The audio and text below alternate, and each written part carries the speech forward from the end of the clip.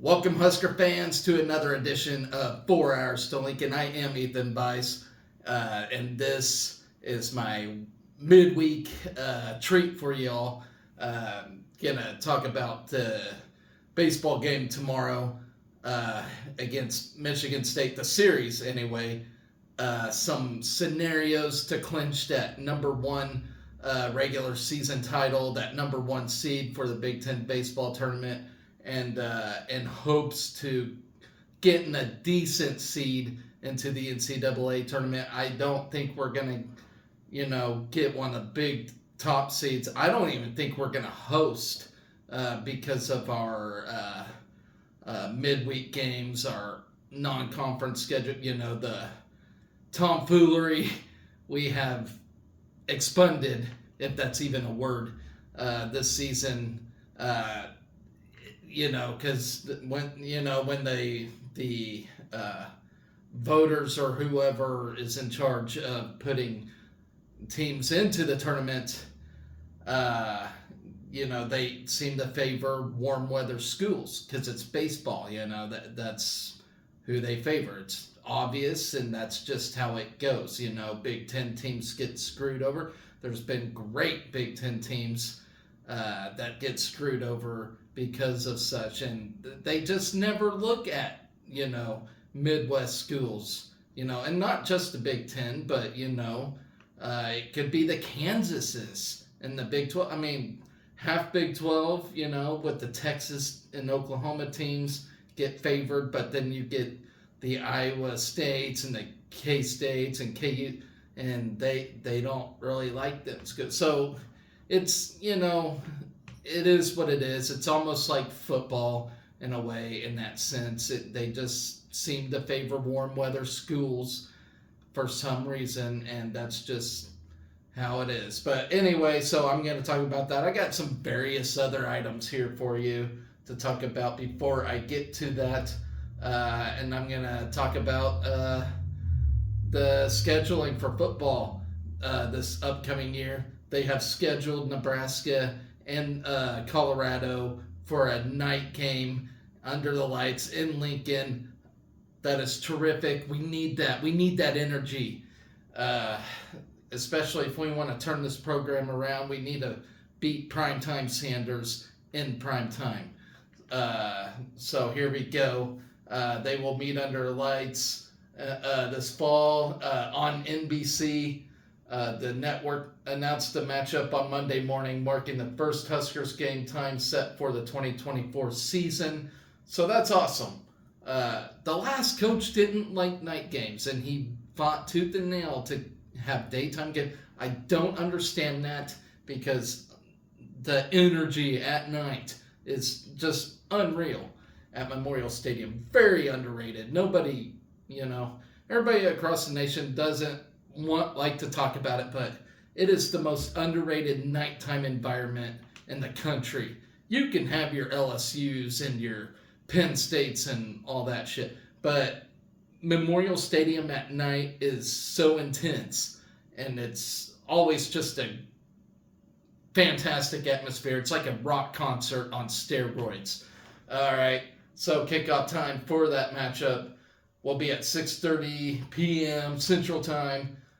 It will mark the first ever evening kickoff between Nebraska and Colorado in Memorial Stadium. I was at that game when we played Miami at Memorial Stadium. That was loud. That was super intense. It wasn't a nighttime game. It may have ended in the evening. I can't remember. I just remember that was a fun-ass game. The student section with the welcome to your worst nightmare. We need something like that again.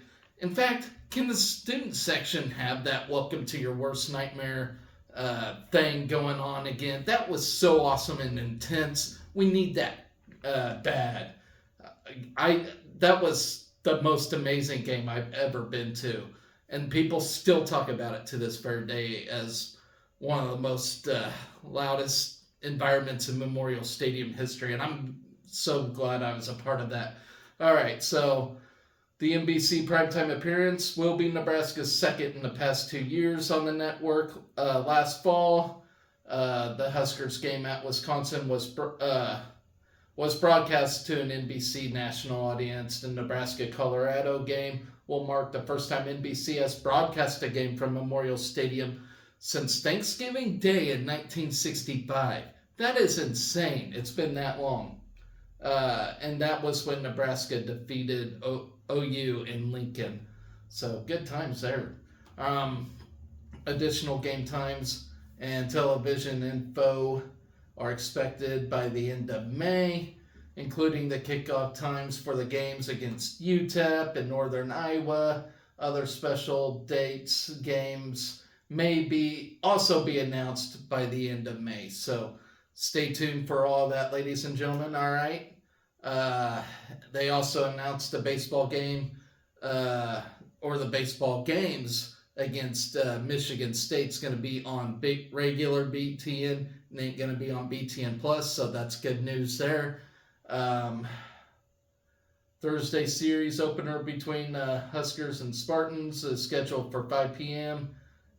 Friday's game has been moved to 4 p.m., while Saturday's series finale has been shifted to 11 a.m.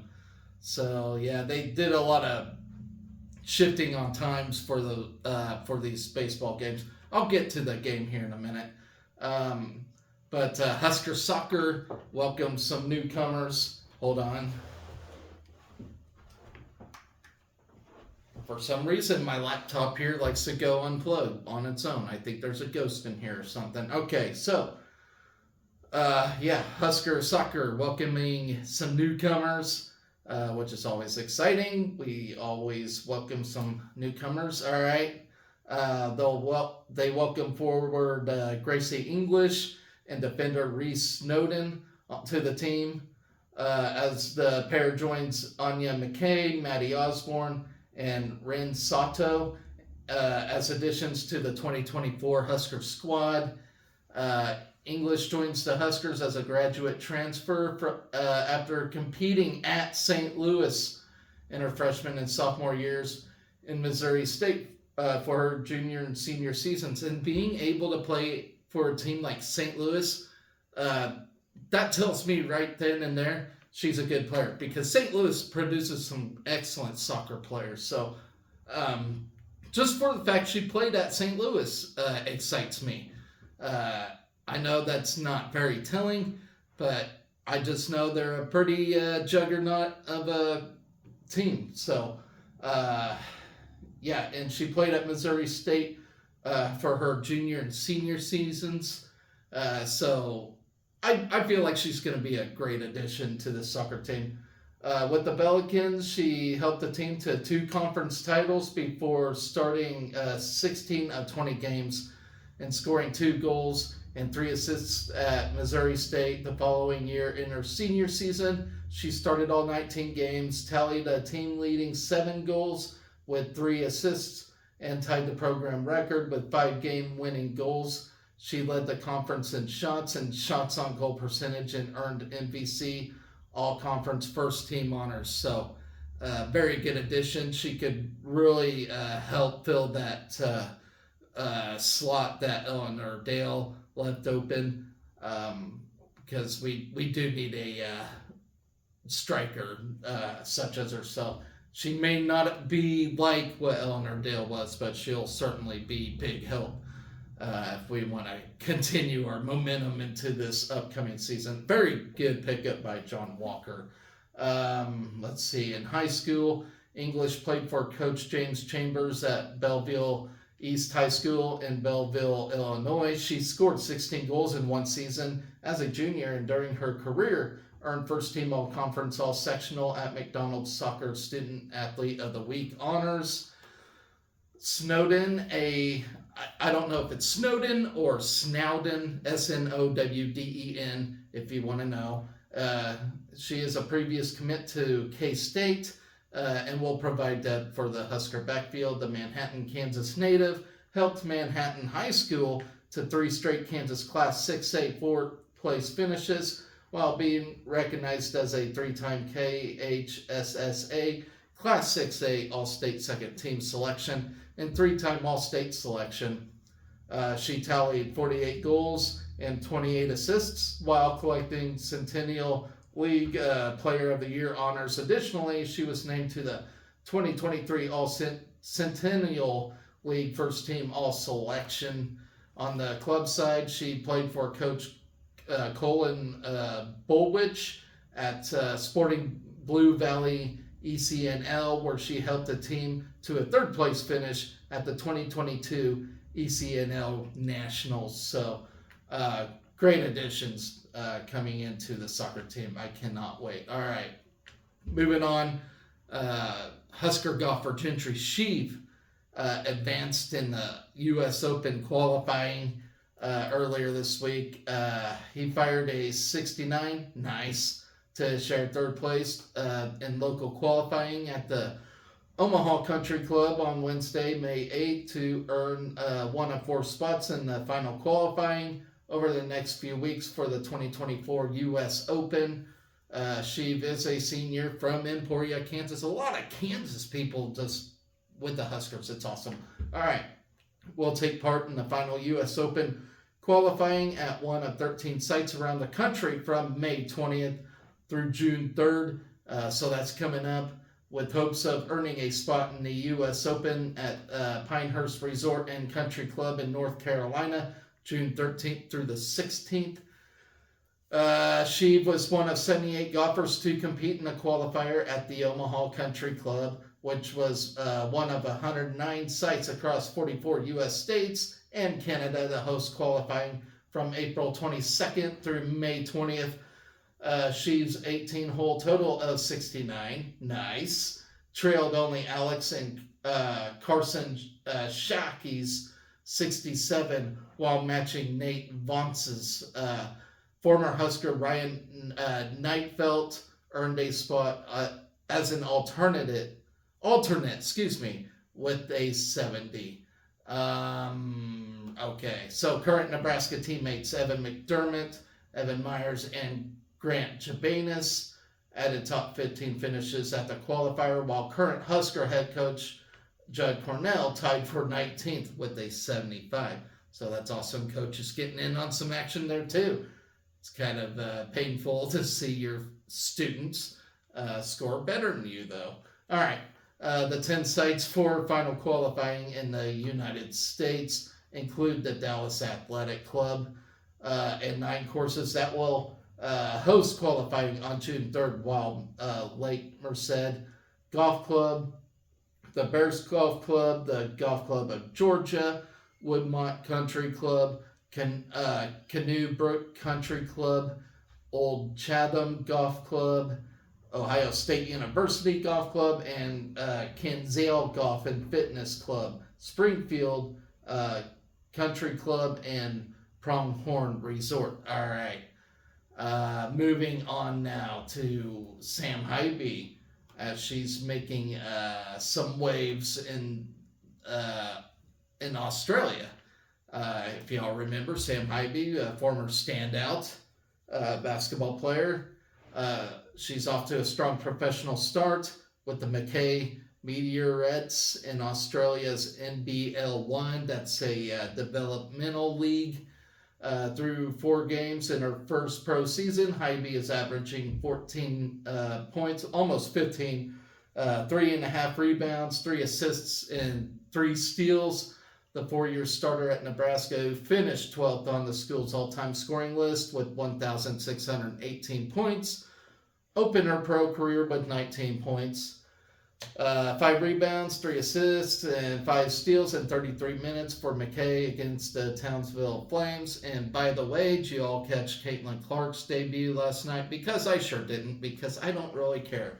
All right, moving on. She followed with 20 points, 4 rebounds, 5 assists, and 4 steals in 36 minutes against the Brisbane Capitals before managing 11 points, 2 assists, and a steal against the Rockhampton Cyclones. Hybe added 9 points, 5 rebounds, 2 assists, and a steal in her most recent game against Townsville. All right, NBL 1, like I said, is a developmental league in Australia designed to help men and women's players prepare for Australia's Premier League, the WNBL.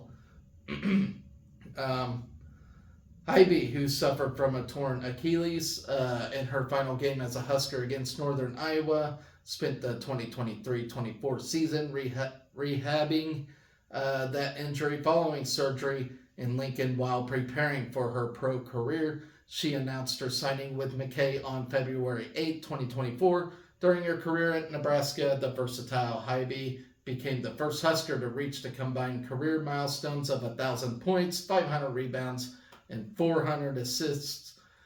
Hybe and the Meteorettes will be back in action on Saturday, May 18th, when they take on the Northside Wizards. And yes, I don't know if that's on TV here or not, but that's when they play. Okay, moving on. I'm going to talk about tennis real quick. Typically, I do not talk about academic awards and whatnot, but for the sake of the show, just to add a little time and info on here, I'm going to talk about the men and women's tennis team real quick. 5 Huskers on the Nebraska men and women's tennis teams have earned academic all-district honors. Nick Whitenhorn, Isabel Androver Gallego, Lucy Lloyd, Maja Petrowicz, and Anna Zamburik each claimed the accolade, recognizing the nation's top student athletes. The College Sports Communicators announced this week the 2024 Academic All-District Men and Women's Tennis Teams selected by College Sports Communicators recognize combined performances on the court and in the classroom. First, second, and third team academic All-America honorees will be announced in early June. So there is that. Another award winner, and deservingly so, Justin St. Clair, the track and field coach, has been named Big Ten Men's Coach of the Year today. Very exciting and very deserving. As you know, the men placed first, women placed second. Got some titles along the way. Couldn't ask for a better year from this coach. Indoor season wasn't that bad. Our outdoor season was fantastic. And I truly cannot wait for the NCAAs. It's just going to be a lot of fun. But yeah, he won Coach of the Year today, this afternoon, after a vote by the league's coaches. St. Clair led the Husker men to their second consecutive outdoor conference title this past weekend in Ann Arbor, closing the meet with 136 team points, and it wasn't even close. By the conclusion of events, Nebraska was 50 points ahead of second place. The team victory gives the Husker men their first back-to-back outdoor conference team win since the 2009 and 2010 seasons. Tyus Wilson and Darius Love brought home individual titles while posting marks among the best in the NCAA. With a personal best clearance of 7'6" in the high jump, Wilson is ranked first in the NCAA and 11th in the world and third on the all-time list. So that is truly fantastic. And not too far from my neck of the woods, Sterling, Kansas. So that's really awesome. Luff evened his lifetime best to earn his third Big Ten title. The time of 13:25 in the 110-meter hurdles is second in the NCAA and sixth in the world right now. The senior from Lincoln first ran that time at the Drake Relays, where he broke the school record. Overall, the men posted 11 top 3 finishes throughout the meet. This marks St. Clair's second time earning the Big Ten Men's Coach of the Year recognition after the outdoor conference meet in just his second season as head coach. Additionally, Taya Skelton and Colby Heinrichsen received Nebraska's Big Ten Sportsmanship Awards. So, very awesome indeed. I am very happy about that. All right, now on to the main event. Going to talk about baseball now. So here we go. Let's see. Thursday's series opener can be seen on Big Ten Plus, while games on Friday and Saturday will be broadcast live on BTN. Okay, so I like Thursday's game is going to be on Big Ten Plus, and then everything else on BTN. Okay, so Fans can also listen to Ben McLaughlin call the action this weekend on the Huskers Radio Network. That's always fun. Every game this season can be heard for free on Huskers.com, blah, blah, blah. Of course, we're down to our last regular season game, so that don't even matter. So through 28 all-time meetings, and I'm sorry, guys, I got a damn nose hair tickling my nose, so yeah, I'm not doing cocaine or anything. Always have something bugging me while I'm doing these shows. But anyway, so through 28 all-time meetings, Nebraska holds an 18-10 advantage over Michigan in the all-time series. Goodness sakes. Okay. The two teams last met in the Big Ten tournament last season. Will Walsh pitched a complete game for four-hit shutout over the Spartans in a 4-0 win for the Huskers. Nebraska makes its first trip to East Lansing since the 2021 season, where the Nebraska took 2 of 3 games over the Spartans. And hopefully, ideally, that's what we do. I mean, ideally, we need to get a sweep if we want to do our part in trying to get the Big Ten regular season title. But here are the title scenarios, ladies and gentlemen. All right, so I'm going to try to speak it clearly to you guys so you all know. As we enter the final weekend of the regular season in the race for the regular season title, sitting 1 game back of Illinois in the team standings. So here's how we clinch outright. We win 3 and Illinois loses 2. So that's how we win it outright. So that's a huge, huge ask. I mean, now Illinois does play Purdue, who's been playing some pretty decent ball lately. So that's good. And I do believe that game is at Purdue. But yeah, they have to lose 2 so we can win it outright. All right. Here's scenario 1 for the share. All right. Nebraska wins 3 and Illinois loses 1. Okay. And then here's scenario 2. We win 2 and Illinois loses 2. So those are your scenarios. Now, I do believe, due to the common opponent formula, if we do clinch the outright, if we clinch a share, okay, then that means we get the number 1 seed, from what I've heard. So even if we get the share and we have to share the Big Ten title, we get the number 1 seed. So that would be great if we can at least get that share. All right. So weekend rotation. Brett Sears is set to toe the rubber on Thursday night. Sears is 7-0 this season in 13 starts, posting a 2.11 ERA and 83 strikeouts in 85 innings, while holding opponents to a 176 hitting clip. Now, here's the deal. Last week, Brett Sears started. We pulled him in the 7th inning, and we could not get anybody to save our ass, to save our lives. So, hopefully we're a lot smarter and we're more prepared pitching-wise than we were last week, because that was truly embarrassing, and that cost us the game. All right. Mason McConaughey takes the mound on Friday for his 8th start this season. The sophomore set career highs with 7 innings pitched and 10 strikeouts last Saturday versus Indiana, becoming the 3rd Husker to post a 10-plus strikeout effort this season. Jackson Brockett gets the nod for the 2nd straight series finale on Saturday. Brockett is 2-0 with a 2.82 ERA this season, allowing just 3 hits and 3 earned runs in 17 innings over his last 3 starts. All right. Clark's mid-season evolution on the mound.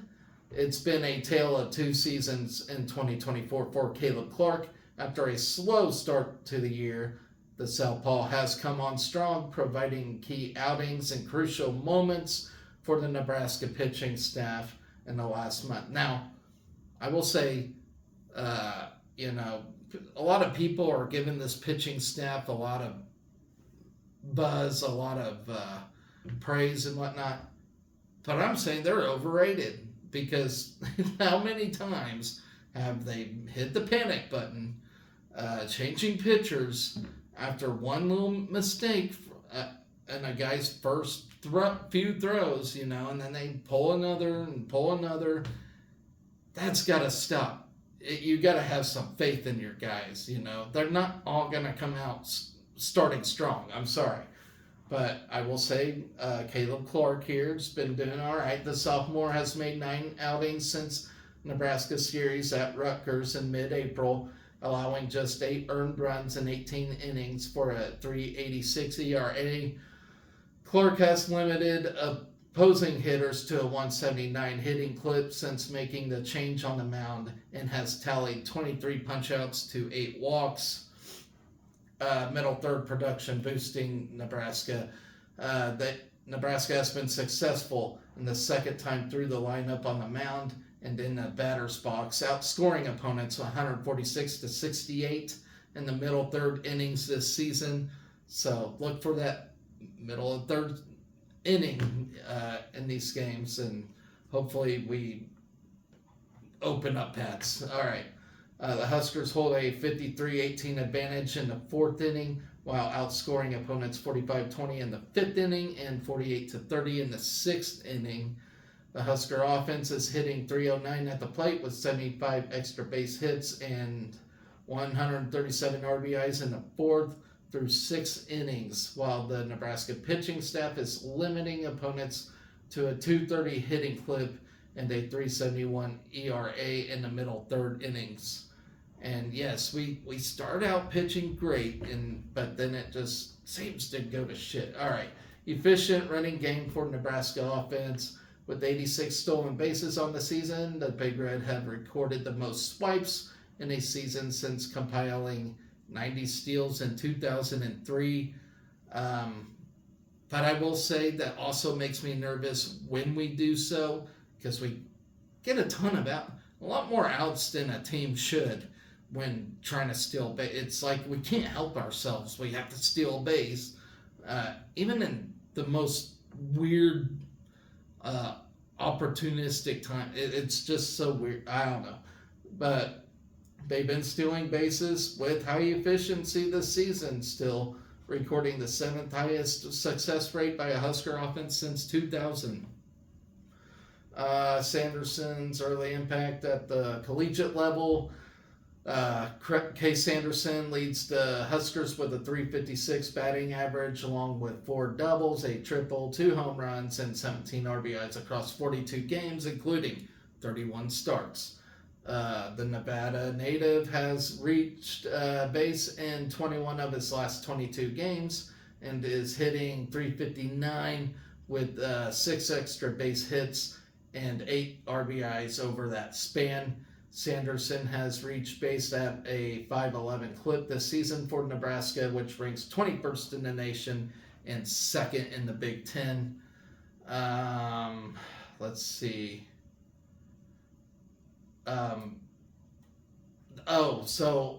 Cole Evans last week playing Indiana, he hit first walk-off homer since 2016.